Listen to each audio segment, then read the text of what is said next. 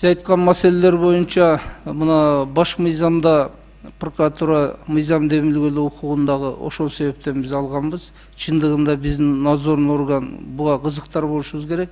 Азыр инвентаризация боюнча Адилет министрлигинде иш жүрүп атат. Президент указы менен биз кодекстерибизди өткөрүп бүтсөк, Кудай буйрса ага да киришебиз.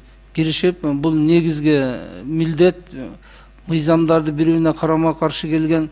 Жана сиз кыска айтып кеттиңиз, менин маалыматым боюнча бир 105 миңге жакын токтом нормативдик актылар бар да, мыйзамдар. Ушунун баарын ретке келтирүү чоң жумуш бул. Ага биз да өз салымды кошобуз. Экинчиден дагы бир маселе айттыңыз.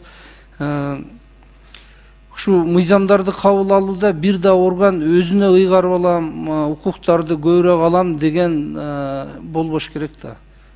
Прокуратуранын өзүнүн кыла турган гана укуктарын алыш керек. Сот көз карандысыз өзүнүн чечим чыгара турган укуктарын, укук органдары иштей турган жөндөмдүү укуктарын беришибиз керек. Азыр кабыл алган кодекстер боюнча биз бул талаптарды толук аткардык деп ойлойм.